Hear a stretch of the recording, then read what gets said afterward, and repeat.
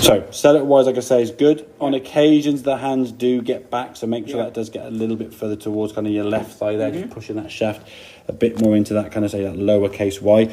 This on the left was your previous swing. Again, the backswing stuff we've done there now about that hinging of the wrists and staying over the ball, great. You're doing that now, and you've practiced that, so it becomes more comfortable. And now when you come back to the golf ball, we've now got to get you moving towards that green line.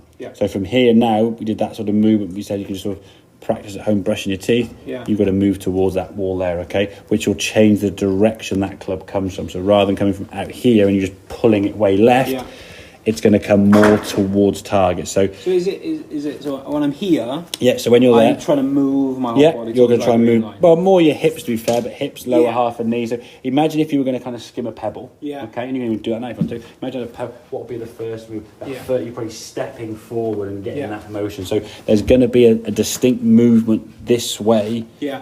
Towards target. Okay.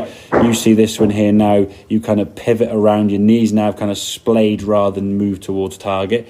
If you look at this, it's a practice swing. Look at the difference in your lower half there now as you're coming through. And look at that finished position, which I'm sure if you watch a bit of golf on TV, it's very similar to those guys who make millions. Whereas this one, as good a strike as it was, you can see your feet kind of spinning round and nowhere near, that's the edge of your trousers, nowhere near the wall. And that's the length of your swing. So this is going to send it left. You might get a reasonable strike, but it's going to send it left, okay? As you swing through the golf ball here now, okay? You kind of move through it there. That's a good impact position. Your hands are nice in front. You try and turn through, but as you get there now, you're like, I'm not quite sure I've been there. And then we come back, Yeah, I mean, I suppose you could use the term give up, but it's more a question of like, you just haven't moved as far left, okay? You think where your hip needs to get to, as you're pivoting around, the hip's not got far enough to the wall, So you haven't gone far enough left. So when you haven't gone far enough left, if anyone with any weight on the back foot now, your right foot can't take all that. It's not going to do it. So you can just collapse back. Just human nature. You're going to kind of recover to sort of stay upright rather than fall over. And that's where you sort of fell back. The shot was okay. And you see the contact was actually pretty good, but it's moving into that wall. So this work at home, pressing there, that's a better move there. We're starting to move into that wall. Really good movement there.